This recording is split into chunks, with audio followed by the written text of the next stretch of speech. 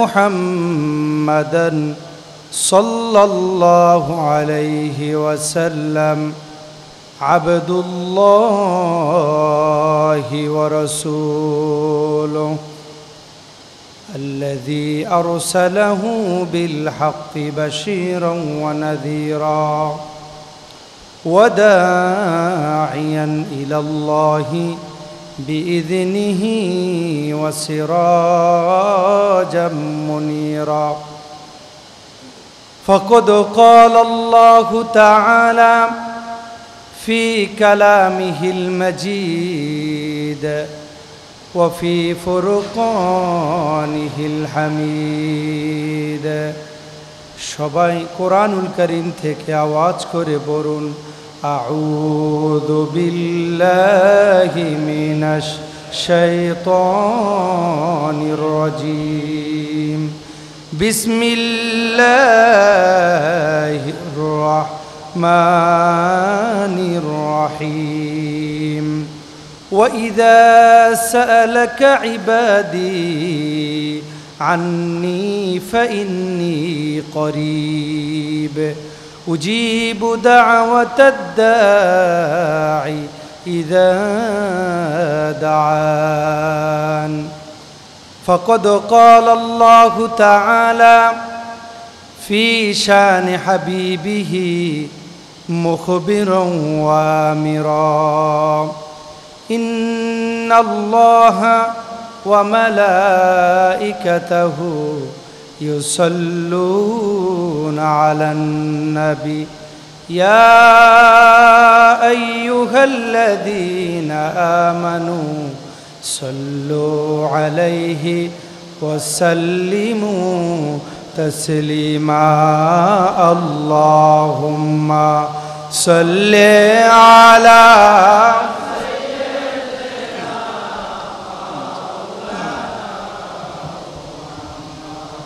وعلى آل سيدنا مولانا محمد زبان খুলে محبت بری اللهم صل على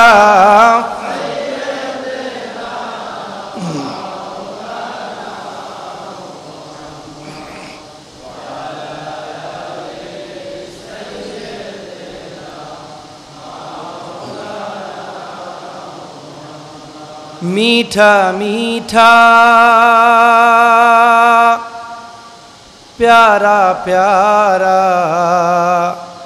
मेरे मोहम्मद का नाम हम सब भेजे उन पे हजारों लाखों दरूदो सलाम अल्लाहुम्मा सल्ले आला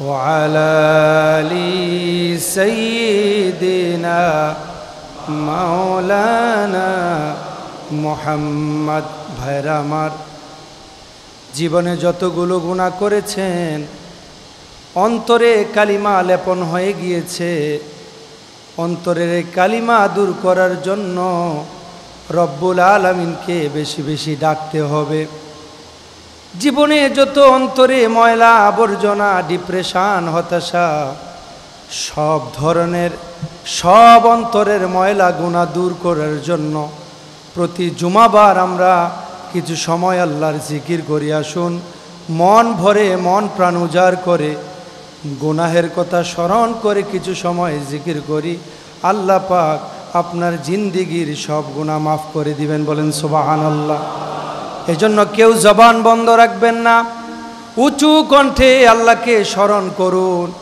আর চোখ থেকে পানি বের করুন উঁচু কণ্ঠে পড়ুন লা ইলাহা ইল্লাল্লাহু লা ইলাহা ইল্লাল্লাহ লা ইলাহা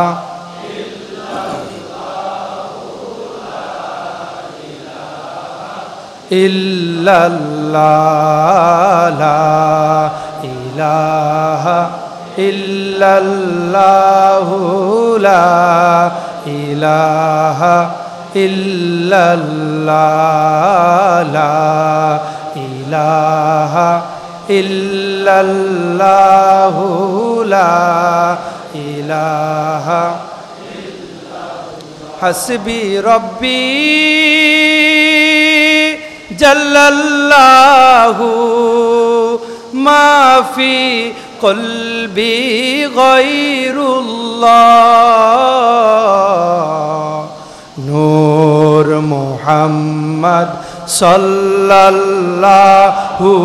লা ইলাহা ইল্লাল্লাহ লা ইলাহা ইল্লাল্লাহু লা ইলাহা ইল্লাল্লাহ লা ইলাহা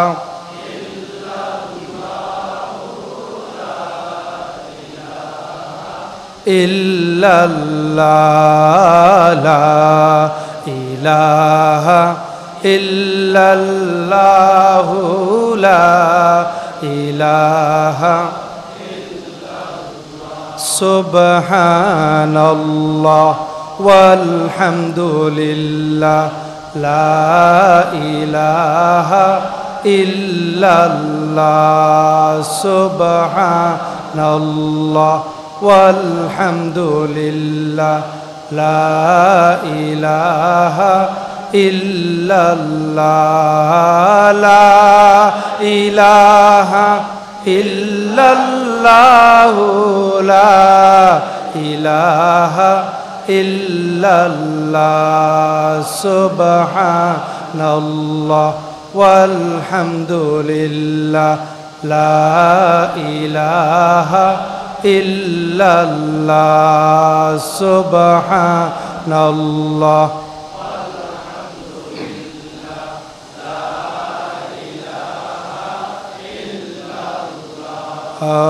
la ilaha illallah la ilaha illallah subhanallah walhamdulillah la ilaha illallah la ilaha illallah muhammadur rasulullah sallallahu alayhi wasallam মুআজ্জাজ মুহতারাম Wajibul ইহতারাম সম্মানিত আল্লাহ পাকের মাহবুব আল্লাহ যাদেরকে বেশি পছন্দ করেন আল্লাহ যাদেরকে বেশি ভালোবাসেন আল্লাহ পাক যাদেরকে তার নৈকট্যশীল বান্দা হিসাবে কবুল করেন তাদেরকে আল্লাহ পাক এরকম একটি ইলমি মজলিসে আগে আগে একত্রিত হওয়ার সুযোগ দেন বলেন আলহামদুলিল্লাহ।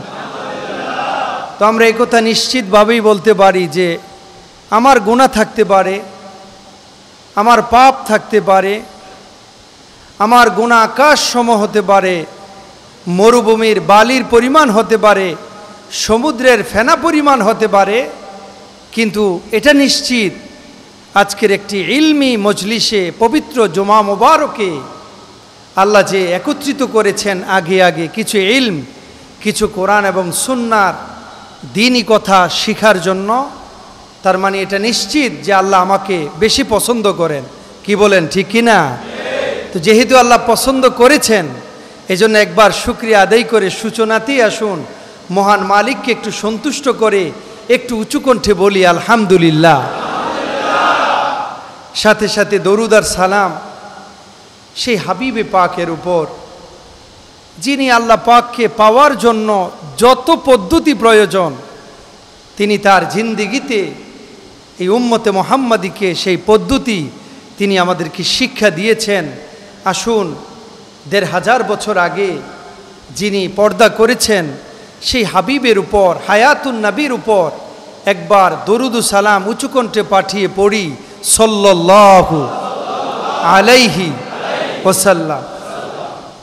প্যারে হাজিরিন, গত জুমা থেকে আমরা একটি বিষয়ের উপর ধারাবাহিক আলোচনা শুনছি।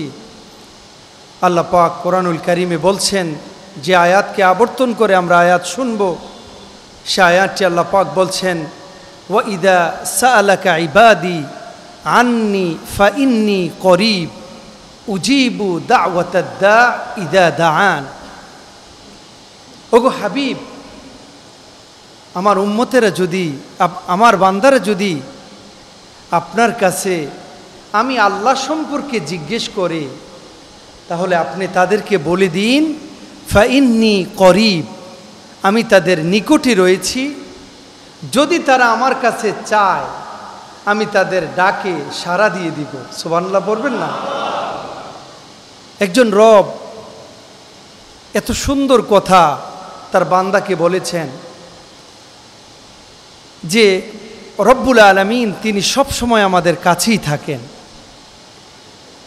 কি বিপদে, কি সুখে, কি দুঃখে, সর্ব অবস্থায় আল্লাহ আমাদের কাছে থাকেন। মানে আল্লাহর রহমত, আল্লাহর কুদরত, আল্লাহর দয়া সব সময় আমাদের কাছে।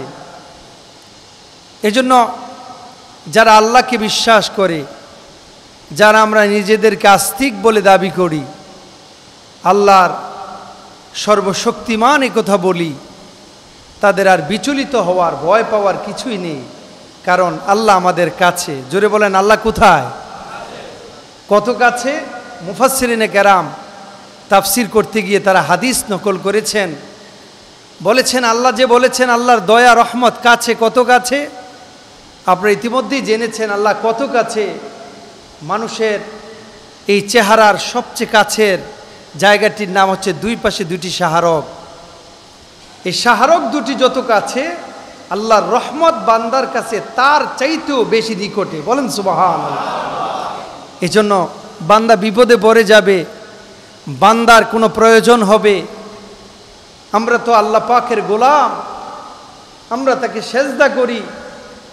আমরা যখন নামাজে দাঁড়িয়ে যাই, দুনিয়ার নিয়মে অপরাধী যখন ধরা পড়ে যায়, তখন সে তার দুইখানা হাত উত্তোলন করে প্রথমে অন্যায় স্বীকার করে বলে আমি সারেন্ডার করলাম। কি বলেন, ঠিক কিনা? তো বান্দা যখন গুনাহগার, বান্দা যখন অপরাধী, এই পৃথিবীতে নবী আর রসুল ছাড়া এমন একজন মানুষ দাঁড়াতে পারবে না যে আমার জিন্দেগিতে কোনো গুনাহ নাই। এখানেও হয়তো এমন কেউ সাহসী লোক নেই বলতে পারবেন যে আমার কোনো গুনাহ নাই। কম বেশি গুনাহ আমাদের আছে, কিন্তু যখনই আমাদের গুনার কথা স্মরণ হয়, আমরা নামাজের জায়নামাজে দাঁড়িয়ে যাই, তখন সাথে সাথে মনে পড়ে যায় আজকের অপরাধগুলো, চোখের পর্দায় ভেসে আসে, আহা একটু আগেই তো অপরাধ করে আসলাম। সাথে সাথে আমাদের ভয় চলে আসে।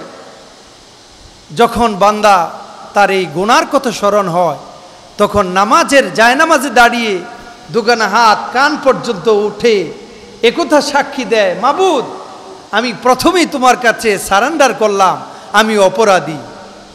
এরপরে পৃথিবীর নিয়মে অপরাধীকে হ্যান্ডকাপ পরানো হয়, হাত করা পরানো হয়। আমরা নিজেরা নিজেদের হাত করা পড়াই।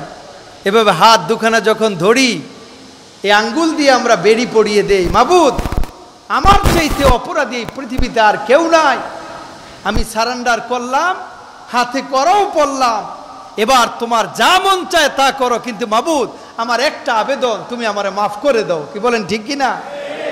ভাইরা আমার,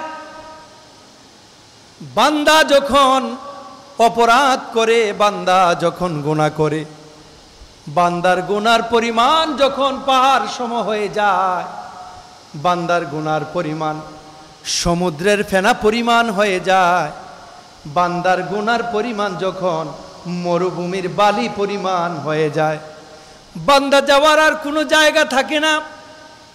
বান্দা শুধু আল্লাহর কাছে ক্ষমা চায়, মাফ চায়, মাবুদ আমারে তুমি মাফ করে দাও। কোন দিন জানি মালাকুল মউত চলে আসে আমার বাড়িতে, কোন দিন জানি মালাকুল মউত চলে আসে গাড়িতে, কোন দিন জানি মালাকুল মউত আমার অফিসে চলে আসে। কারণ মালাকুল মউত আসার কোনো জায়গা নাই, মালাকুল মউত আসতে ভিসা পারমিশন লাগে না। মাবুদ, গুনাহ করে করে জিন্দেগি শেষ করে ফেলেছি, আমার গুনাহগুলো তুমি মাফ করে দাও।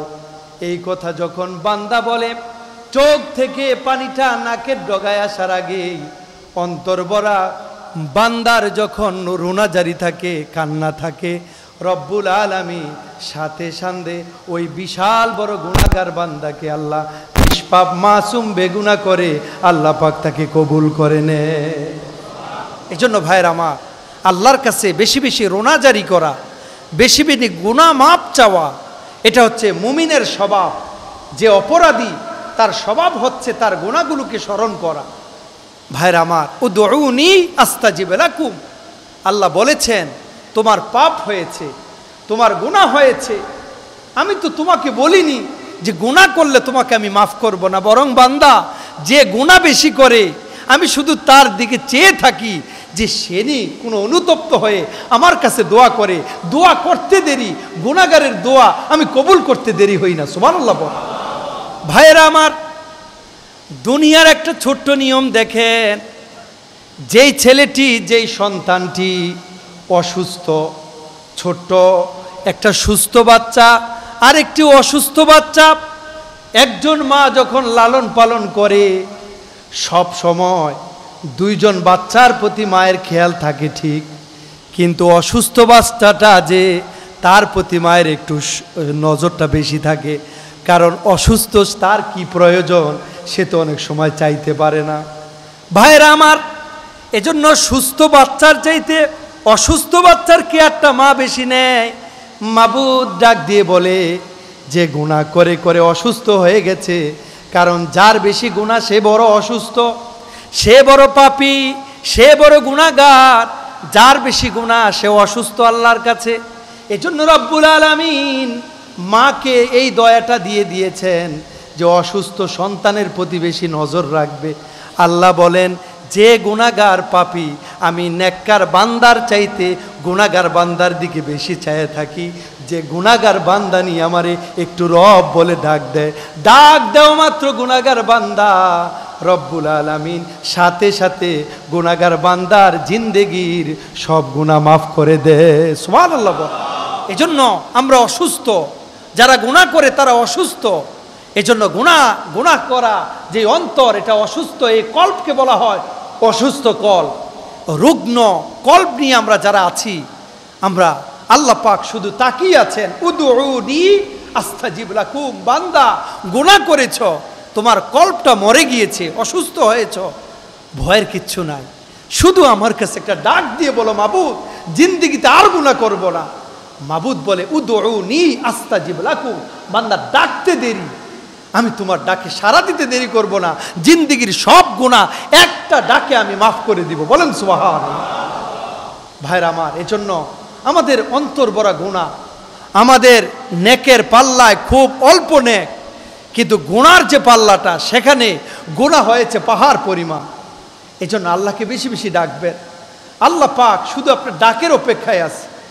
আজকে আপনি দুনিয়ার মোহে পড়ে, দুনিয়ার এই আলো বাতাস আর এই দুনিয়ার চাকচিক্যের মধ্যে মুহে আছেন। পৃথিবীর যত গুনার কাজ আমি আর আপনি করে থাকি, কি দিনে হোক, কি রাতের অন্ধকারে হোক, কি দলবদ্ধ বন্ধুর পাল্লায় হোক, কি সমাজের মাধ্যমে হোক, কি কম্বলের নিচে একা একা মোবাইলে হোক, পৃথিবীর কেউ জানে না। বলেন একটু সাহস করে, পৃথিবীর কেউ আপনার গুনার কথা জানে না, কিন্তু একজন আপনার গুনার খবর সব সময় রাখেন, তিনি কে? আল্লাহ। ওই আল্লাহই বলছে, বান্দা নীরবে নিপরিতে গুনাহ করেছ, দলবদ্ধ গুনাহ করেছ, সমাজবাসীকে নিয়ে গুনাহ করেছ, গুনাহ করে করে জিন্দেগি শেষ করেছ, কিন্তু আমার কথা তো তোমার মনে আছে, আমি তো তোমাকে সৃষ্টি করেছি, আমি তোমার গুনার কথা জানি।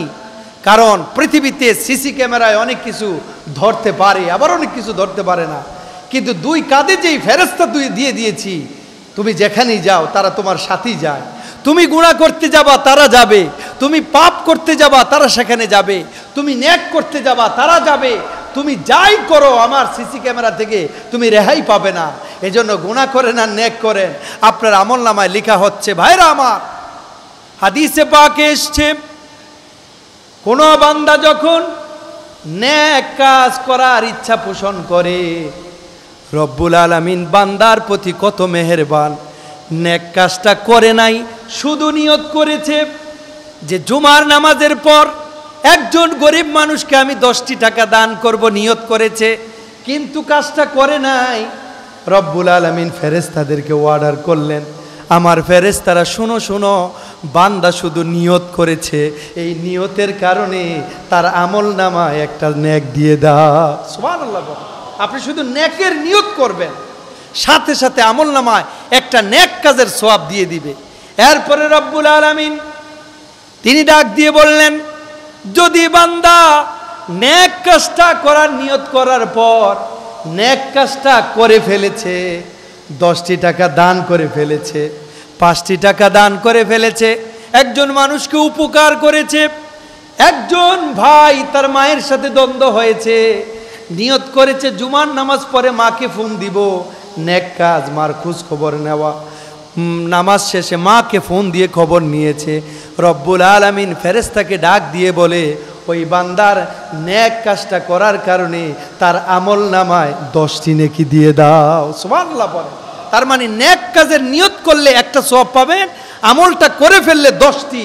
তার মানে যে নেক কাজ করে সাথে সাথে রব্বুল আলামিন 11টি সওয়াব তার আমল নামায় দিয়ে দেয়। চিৎকার দিয়ে বলেন সুবহানাল্লাহ।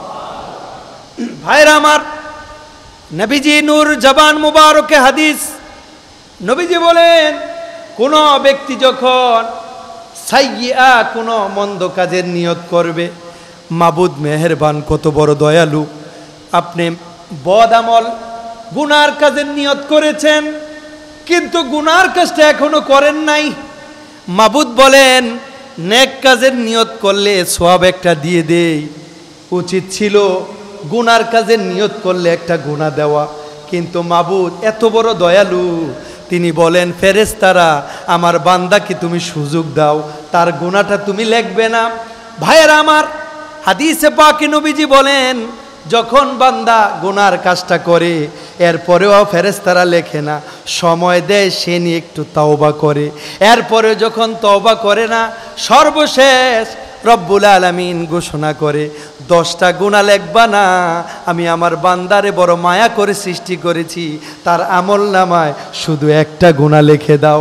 এরপরে যখন গুনাহ একটা লেখা হয়ে গেল, অনুশোচনা জাগ্রত হলো, জোহরে ফজরে গুনাহ করলেন, জোহরে অনুতপ্ত হয়ে গেলেন, গুনাহটা এখনো উপরের দিকে ওঠে না, আল্লাহর দরবারে এখনো আপনার ব্যাপারে নালিশ করা হয় নাই, জোহরে আপনি অনুশোচনা হয়েছে, আরে সকালবেলা একজনের ঠকাইলাম, আরে সকালবেলা অফিসে গিয়ে একজনের ধমক দিলাম, আরে অফিসে গিয়ে একজনের খাতার মধ্যে দুর্নীতি করে টাকা নিলাম।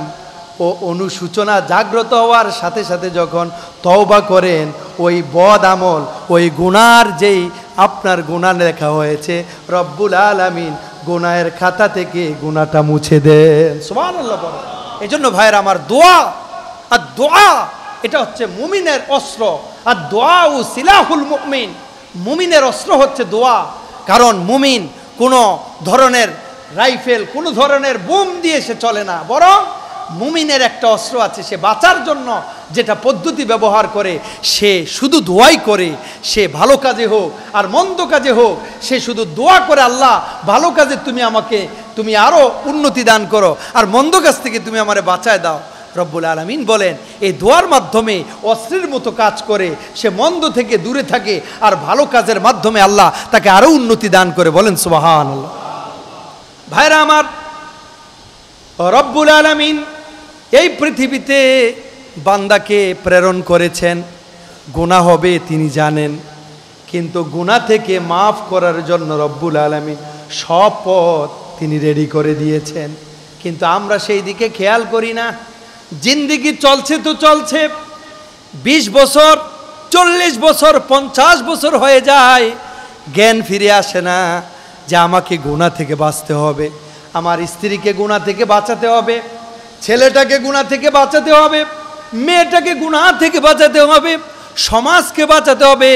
এই অনুশোচনা আমাদের জাগ্রত হয় না, এই জন্য মরণ হয়ে যায়, কিন্তু ব্যক্তির জন্য দোয়া করার মানুষ থাকে না।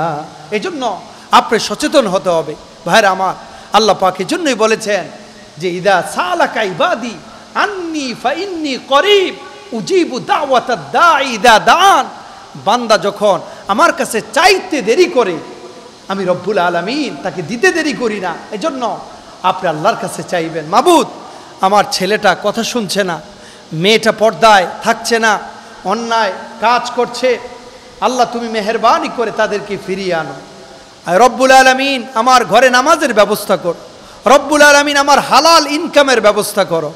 খোদার কসম, যে ব্যক্তি এই দোয়াগুলো নিয়মিত করে আল্লাহ রব্বুল আলামিন তাকে অবশ্যই সমস্ত প্রকার গুনাহ থেকে আল্লাহ পাক বাঁচাবেন, এটা ওয়াদা করেছেন। ভাইরা আমার, জানবো আজকে সেই কথা। দোয়া আমরা করি, অনেকে বলে হুজুর দোয়া তো করতেছে আজকে 10 বছর, কিন্তু কবুল তো হয় না। তো কবুল হবে কিভাবে? দোয়া চাইতে হবে আল্লাহ পাক এবং তার হাবিব যে তরিকায় চাইতে বলেছেন, সেই তরিকায়, সেই রাস্তায় আপনাকে দোয়া চাইতে হবে। দোয়া কবুল হওয়ার জন্য কিছু গুরুত্বপূর্ণ শর্ত আছে, এই শর্তগুলো আমরা মেনটেন করি না। মনে চাইলে তো দোয়া করলাম, কিন্তু আমার যে পিছনে কি অবস্থা এগুলো আমরা খেয়াল করি না। আমরা যখন খাবার খেতে যাই তখন প্লেট 10 বার ধুয়ে সামনে দিলেও মন মানায় না যে আহারে আমার সামনে প্লেটটা দিল, এটাতে ময়লা আছে না ধুলাবালি আছে আমি তো আর জানি না। তো পরে কি করে পানি ঢেলে এটা ধুয়ে নেয়, কি বলেন ঠিক কি না? কেন? কারণ মন এটা মানে না যে এটা পরিষ্কার কিনা, অথবা টিস্যু দিয়ে ভালো করে মুছছে। কেন? এটাতে ময়লা থাকতে পারে। ভাইরা আমার, খাবার খাবেন, কি সিকিউরিটি আপনার?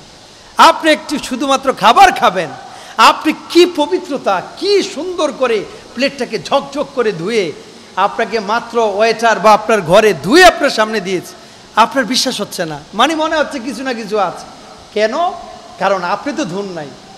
এজন্য আপনি আবার এটাকে পরিষ্কার করেন। ভাইরা আমার, সামান্য একটু খাবার খাবেন, একটা প্লেটকে কতবার ধৌত করেন। নবীজি বলেছেন তুমি যখন আল্লাহর কাছে দোয়া করবে তোমার কলবটা একটু পবিত্র করা দরকার। কারণ যেই কলব দিয়ে আল্লাহর কাছে চাইবে, ওই কলবটা যদি ময়লাযুক্ত থাকে, ওই কলবে আল্লাহর নূর আসে না। এই জন্য আমাদের কলবটা ময়লা পরে পরে গোনা হতে হতে কালো হয়ে গিয়েছে। নবীজি বলেছেন কেউ যদি আল্লাহর কাছে দোয়া কবুল করতে চায়, দোয়া কবুল হবে এই শর্তে। সে যদি আল্লাহর কাছে দোয়া চায়, তাহলে সর্বপ্রথম প্লেট যেমন ধোয়ার জন্য পানি অথবা টিস্যু ইউজ করলেন, দোয়া কবুল করাতে চাইলে সর্বপ্রথম আপনাকে ইস্তেগফার করা লাগবে, তওবা করা লাগবে। প্রথমে আপনি দোয়া করবেন, তো বসেছেন, আপনি আল্লাহকে কয়েকবার ডাক দেন, ইয়া রহমান ইয়া রহিম, একবার দুরূদ শরীফ বা 3 বার দুরূদ শরীফ পড়েন। এরপরে আপনি ইস্তেগফার পড়েন, আস্তাগফিরুল্লাহ আস্তাগফিরুল্লাহ আস্তাগফিরুল্লাহ। এরপরে আপনার কল্প পবিত্র হয়ে গেল। আল্লাহর কাছে হাত তুলে যা চাইবেন, তওবা করার মাধ্যমে অন্তর পরিষ্কার হয়ে গেল। ওই প্লেট ধৌত করে ফেললেন, অন্তরের ময়লা দূর হলো। দোয়া করবেন, সাথে সাথে দোয়া কবুল হয়ে যাবে। সুবহানাল্লাহ বলেন। এজন্য দোয়া করার কিছু শর্ত আছে। সে দোয়ার 1 নম্বর শর্ত হচ্ছে তওবা করতে হবে। জোরে বলেন, কি করতে হবে? তওবা। তওবা কিভাবে করবেন? 1 নম্বর, তওবা করার জন্য শর্তই হচ্ছে আপনি সূচনাতেই হয়তো একবার আলহামদু 3 বার কুল হুয়াল্লাহ পড়েন।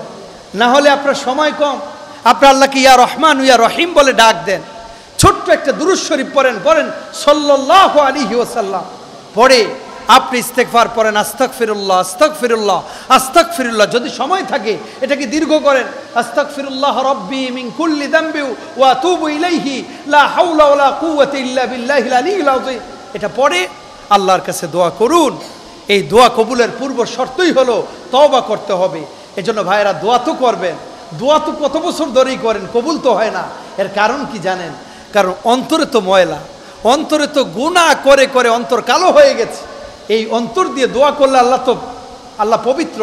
আল্লাহ কোনো গুনাহগার, কোনো ধরনের পাপী, সে তার অন্তর ভরা গুনাহ সে আল্লাহর কাছে চাইবে, কিন্তু সিস্টেম আছে, সে অন্তর ভরা গুনাহ নিয়ে চাইবে না, বরং আগে সে অন্তরটাকে পবিত্র করবে। সেটা হলো আল্লাহর জিকির এবং তার হাবিবের উপর দরুদ, আর কয়েকবার ইস্তিগফার করে যখন আল্লাহর কাছে চাইবে, সাথে সাথে রব্বুল আলামিন তার দোয়াটা কবুল করে নেবে। এজন্য দোয়া কবুলের পূর্ব শর্ত তওবা করবেন, বেশি বেশি ইস্তেগফার করবেন।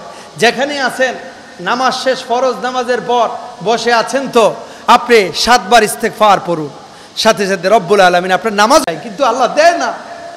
দিবে কি করে ভাই? আপনি যে আয় ইনকাম করতেছেন, ওই আয় ইনকাম হালাল না হারাম একটু চিন্তা করেছেন? আপনি যেই চাকরি করছেন, চাকরিতে যতটুকু বেতন দিচ্ছে, এরপরে আপনি যা ইনকাম করেন অতটুকু হালাল না হারাম একটু খেয়াল করেছেন? আপনি যে ব্যবসা করেন, বিজনেস করেন, এটা হালাল না হারাম? আপনি যেভাবে ইনকাম করেন, আপনি মানুষের উপর অস্ত্র চালিয়ে, কলম চালিয়ে, অন্যের সম্পদ দখল করে, অন্যকে কষ্ট দিয়ে যে সম্পদ উপার্জন করেন, এটা হালাল না হারাম একটু চিন্তা করবেন। কারণ হারাম ইনকামে যেই শরীর গঠিত হয়েছে, হারাম ইনকাম দিয়ে যে পোশাক তৈরি করে আপনি বানিয়েছেন, হারাম ইনকাম করে যে রক্ত হয়েছে, ওই হারাম শরীর দিয়ে আল্লাহর কাছে যেই ব্যক্তি চাইবে, কোনোদিন কিয়ামত পর্যন্ত চাইবে, তার দোয়া আল্লাহ কবুল করবে না। হাদিস নিয়ে নেন সহিহ মুসলিম। ভাইরা আমার, আল্লাহর আখিরি নবী, নবীজি তার জবান মুবারকে হাদিস বর্ণনা করেছেন। তিনি হাদিস বিস্তারিত আবু হুরায়রা বর্ণনা করেছেন, মুসলিম শরীফের হাদিস। নবীজি সাহাবাই কেরামদেরকে বললেন, এক ব্যক্তি তিনি ধুলোয় দূষরিত, সে সফর অবস্থায়, এলোমেলো কেশ, সে সফর অবস্থায় আল্লাহর কাছে হাত তুলে দোয়া করছে, ইয়া রব ইয়া রব, ওয়া মাতমাউ হারাম, ওয়া মাশরাবুহু হারাম, ওয়া মালবুসুহু হারাম, ওয়া গুদিয়া বিল হারাম, ফাআন্না ইউস্তাজাবু লিযালিক।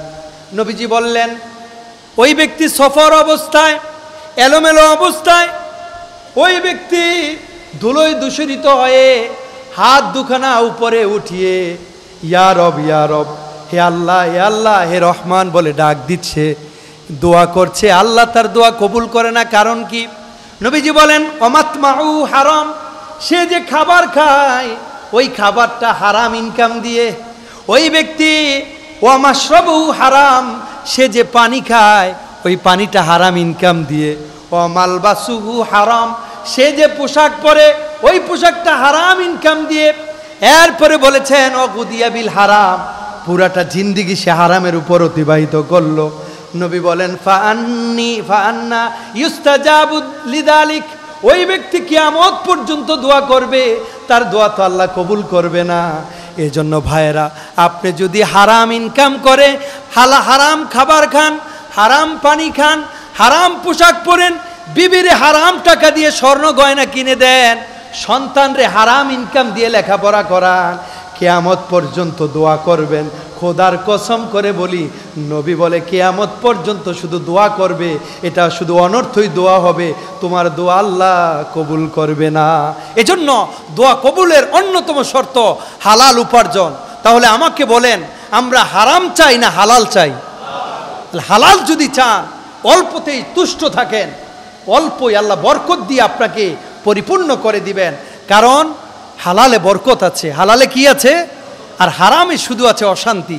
যারা হারাম ইনকাম করবে, খোদার কসম হাদিসে পাকের স্পষ্ট বর্ণনা লিখে রাখেন, যাদের ইনকামটা হারাম হবে তাদের বউ কথা শুনবে না, তাদের স্ত্রী কথা শুনবে না। 2 নম্বর, তাদের সন্তান হবে কুলাঙ্গার, ওই সন্তান আপনাকে জবাই করতে দ্বিধা করবে না। যার হারাম ইনকাম হবে তার রোগ তার কাছ থেকে যাবে না, শুধু অসুস্থতা। যার হারাম ইনকাম হবে সে দুনিয়াতে কোনো কাজে শান্তি পাবে না। যে হারাম ইনকাম করবে তার ঘুম হবে না, যে হারাম ইনকাম করে তার অসম্মান হবে, যদিও দেখবেন তার সম্মান, কিন্তু যে হারাম ইনকাম করতে করতে পাহাড় করবে, একদিন সব ধূলিসাৎ হয়ে যাবে, এমন বিপদে পড়বে, এমন সে একটা অকারেন্স করে ফেলবে, তার অসম্মান, সে কবরে যাওয়া ছাড়া তার আর মুক্তি থাকবে না। এজন্য আজকে সচেতন হন। দোয়া কবুল করতে চান, আপনার পায়ে হাত রেখে বলি, ভাই হারাম ইনকাম ছেড়ে দেন, হালাল পথে থাকেন। হালাল অল্প, স্ত্রীকে বুঝাবেন, তুমি যে স্বর্ণ চেয়েছ আমার দেওয়ার সামর্থ্য নাই, যদি চাও আমি অফিস থেকে চুরি করে এনে দিতে পারি, কিন্তু চুরির টাকা তুমি খাবে, কিয়ামতে আমাকে জাহান্নামে নিবে, আমি এটা পড়বো না। তো ছেলেকে বলবেন, তুমি যে এই আবেদন করেছ, মেয়েকে বলবেন এই আবেদন করেছ, আমার পক্ষে বাবা মা সম্ভব না, কারণ আমার যে ইনকাম এটা দিয়ে আমি এটা পারবো না, আমাকে তুমি যাই বলো না কেন আমি হারামে যেতে পারবো না। বলেন, কোনো সন্তান যদি বাবা এরকম অনুরোধ করে, সে কোনোদিন বাধ্য করতে পারবে না, কারণ বাবার ইনকাম অনুযায়ী সে তার আবেদনটা করবে। কিন্তু আপনি যদি তাকে এটা বুঝতে না দেন, বুঝবে বাবাকে চাইলেই তো পায়, মানে বাবা আনবে কোত্থেকে, তার বেতন 1 লাখ, চেয়ে আছে 2 লক্ষ টাকার স্বর্ণ। এখন চিন্তা করে বউকে তো দিতে হবে, খুশি করাতে হবে। ওই অফিস থেকে দুর্নীতি করে, চুরি করে সে টাকা নিয়ে তার বউকে খুশি করে। খোদার কসম, যারা এই কাজ করে, কিয়ামতে আপনার ওই ওয়াইফ স্বর্ণ আপনি দিয়েছেন ঠিক, হাসরের ময়দানে আপনি জান্নাতে যেতে পারবেন না। আপনার ভালো কাজের কারণে আপনি চলে যাবেন দৌড়ে, কিন্তু আপনার স্ত্রী বলবে আমাকে নিয়ে আপনি যেতে হবে। বলবো তোমাকে নিব কিভাবে, তোমার তো গুনাহ। তখন বলবে ওই দিন আমি আপনাকে বলেছিলাম স্বর্ণের কথা, আপনি যদি আমাকে বুঝিয়ে বলতেন আমি এটা আবদার করতাম না। কিন্তু আপনি চুরি করে, দুর্নীতি করে এভাবে আমাকে আপনি দিয়েছেন, আজকে আপনি হাসতে হাসতে জান্নাতে চলে যাবেন, আর আমি জাহান্নামে। এটা হতে পারে না, হয়তো আমাকে নিয়ে যান, আর না হয় আমার সাথে জাহান্নামে আসুন। এই জন্য ভাই সেদিন বাঁচতে পারবেন না। এই জন্য হালাল ইনকামের কোনো বিকল্প নাই। যে ব্যক্তি হালাল ইনকাম করে আল্লাহর কাছে শুধু 2 হাত তুলবে। আল্লাহ পাক বলেন উদউনি আস্তাজিব লাকুম, আমার কাছে শুধু চাইতে দেরি করবা, আমি দিতে দেরি করব না। এজন্য আল্লাহর ধনভাণ্ডারের সম্পদের অভাব নাই। হালাল ইনকাম করে আল্লাহর কাছে চাইবেন, আল্লাহ পাক আপনার সম্পদে মালামাল করে দিবে, ভরপুর করে দিবে।